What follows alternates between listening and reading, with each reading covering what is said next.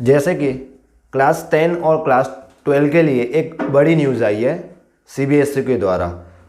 तो न्यूज़ क्या है, वो एग्ज़ामिनेशन के बेस पे न्यूज़ है कि आप जो एग्ज़ाम देते थे फाइनल एग्ज़ाम, या तो वो मार्च में होता था या तो अप्रैल में होता था, तो वो आप पूरा सिलेबस पढ़ के जाते थे। लेकिन अब सीबीएसई ने थोड़ा आसान कर दिया है, उसको दो पार्ट में डिवाइड किया है, टर्म 1 और टर्म 2। अब टर्म 1 में क्या होगा, तो टर्म 1 में 50% सिलेबस होगा।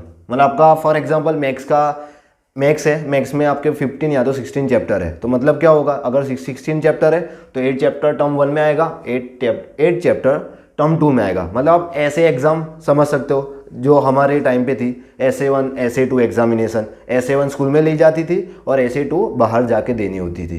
तो ये आप वैसे भी समझ सकते हो। तो ये 50% सिलेबस होगा, यहाँ पे भी 50% सिलेबस होगा। ये जो फर्स्ट टर्म की जो एग्ज़ाम है वो या तो नवंबर में होगी या तो दिसंबर में होगी।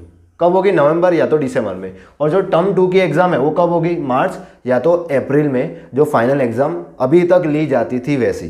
तो 2020 और 21 में क्या मिला था, प्रमोशन मिला था। एग्ज़ाम पहले शेड्यूल तो हो गए थे एग्जामिनेशन डेट, लेकिन कोरोना की वजह से वो एग्ज़ाम पोस्टपोन्ड हुए। उसके बाद क्या हुए थे, कैंसिल हुए थे, और प्रमोशन मिला था इंटरनल असेसमेंट के बेस पे और दूसरी एग्जामिनेशन के बेस पे जो स्कूल ने ली थी, उसी बेस पे रिजल्ट बनाया था। अब 2020 और 21 के लिए क्या होगा, तो ये टर्म वाइज एग्जामिनेशन ली जाएगी, नवंबर दिसंबर और मार्च अप्रैल। 50% सिलेबस।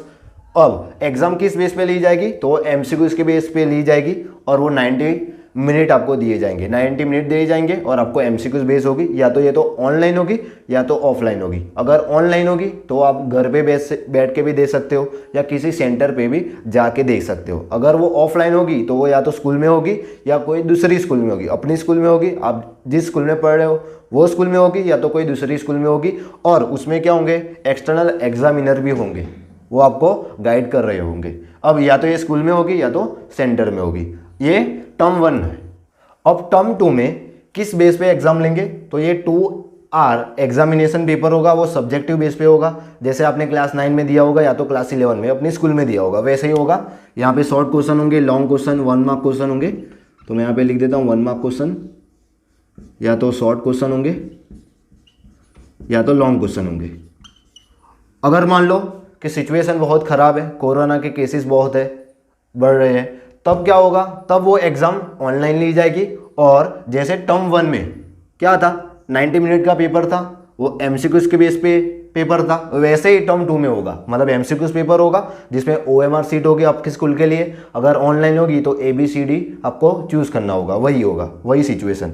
तो यहाँ पे क्या है, 90 मिनट यहाँ पे भी दिए जाएंगे। ये कौन सा केस है, ऑनलाइन वाला केस, कि मान लो आपकी एग्ज़ाम ऑनलाइन हुई तब होगा। अब यहाँ पे भी क्या केस हो सकता है, दोनों, या तो स्कूल या तो सेंटर में, मतलब ऑफलाइन भी यहाँ पे हो सकता है और यहाँ पे ऑनलाइन भी हो सकता है।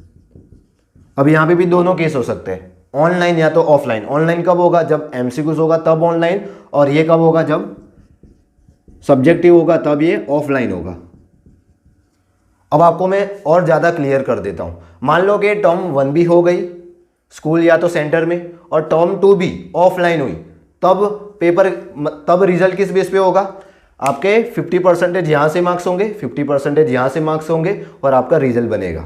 अब मैं दूसरी सिचुएशन देता हूँ कि मान लो आपकी टर्म 2 अच्छी नहीं गई, मतलब टर्म 2 ऑफलाइन नहीं हुई लेकिन ऑनलाइन हुई है, तब क्या होगा, तब टर्म 2 के बेस पे रिजल्ट बनेगा। मतलब टर्म 2 भी होगा और टर्म 2 भी, 1 भी होगा और 2 भी होगा, लेकिन 1 के वेटेज ज़्यादा होगा, 2 का वेटेज कम होगा। अब मैं दूसरा सिचुएशन बताता हूँ कि मान लो यहाँ पे आपकी एग्ज़ाम ऑनलाइन हुई, तब क्या होगा कि आपकी एग्ज़ाम टर्म 1 की ऑनलाइन हुई और टर्म 2 की ऑफलाइन हुई, तब क्या होगा, इसके वेटेज कम होगा और इसका वेटेज ज़्यादा होगा। मतलब अगर ऑनलाइन यहाँ पे हुई तो इसका वेटेज कम होगा, ऑनलाइन यहाँ पे हुई तो इसका वेटेज कम होगा। इन शॉर्ट, अगर ऑनलाइन हुई तो वेटेज कम होगा और ऑफलाइन हुई तो वही उसका वेटेज ज़्यादा होगा। अगर दोनों ऑफलाइन हुई तो 50-50% चांसेस होंगे।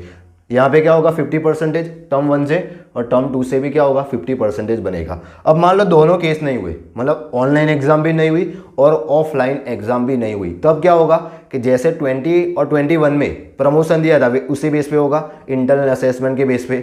उसके बाद आपने स्कूल में एग्जाम दी होगी, प्री बोर्ड दिए होंगे, उस बेस पे आपका रिजल्ट बनेगा। तो ये क्या थी, नई पॉलिसी थी, नई एग्जामिनेशन पॉलिसी थी 2021 और 22 के लिए। Thank you.